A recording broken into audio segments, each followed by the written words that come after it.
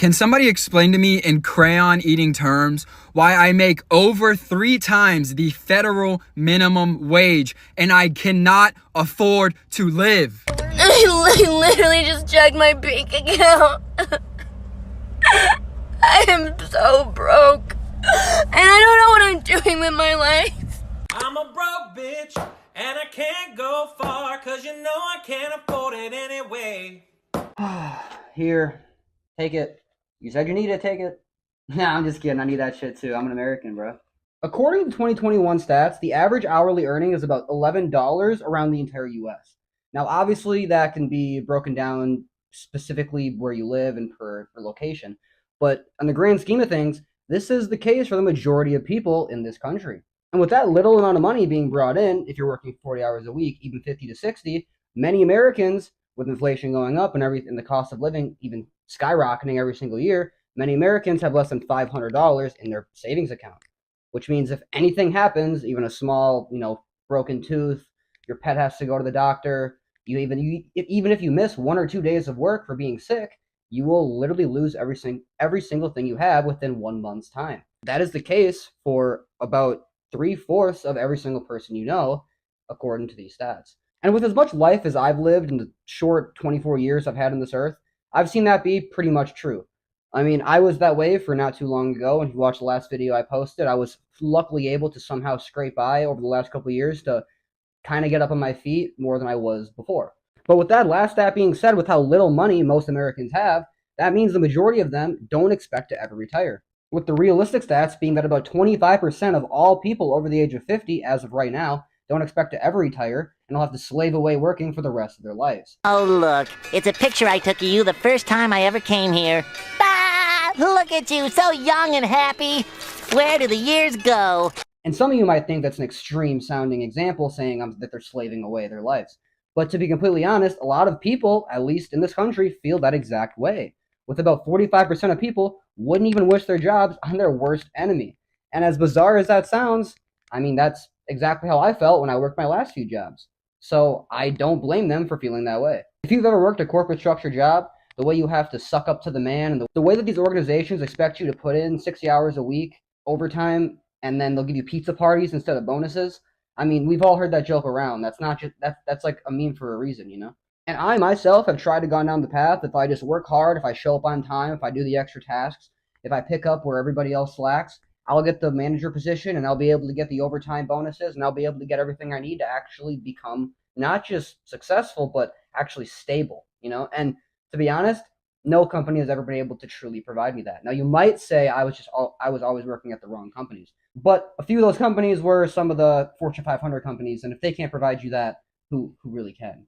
And so with that being said, are we all just doomed to suffer? Are you and I actually living in the downfall of Rome Part 2 being the US of A? I mean, personally, I don't think that's extreme, but I can see how some people might feel that way if you're in some of these positions we were talking about a little earlier. And especially with all the drama online and everybody around you being in the exact same position as you, of course you're going to feel like there's no other way out and there's no other options. And to be honest, I don't have any real answers for you, so I'm sorry if you watched all the way through this video for me to give you the cheat code, but there is no cheat code. My plan really is to deal with this inflation, the not so trustworthy government, and the struggling economy that seems to only be getting worse and never really getting better. The only really way I could see myself doing this is to somehow own my own business or work for myself in any regard, whether that's these online streaming platforms to make any sort of passive income streams. And when I say passive income, a lot of people think that means you don't work at all. You got to work a little bit. You got to check up on it. You got to treat it like a baby, give it some nurture, But at the same time, it's nowhere near clocking in 9 to 5 for someone else and dreading that, waking up at the crack of dawn to hear that alarm just screech in your ear and you cry in the shower until you finally have to get in your car and wait in traffic and show up to the boss for them to give you a whole other stack of tasks that you just... Coming to bed, honey? Yes, dear. Oh, damn.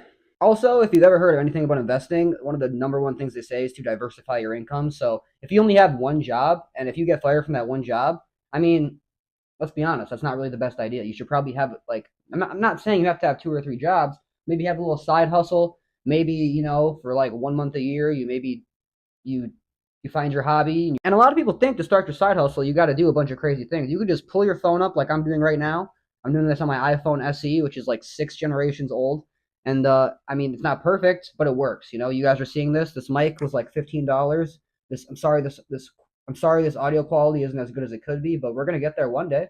One day we're gonna get there, you know.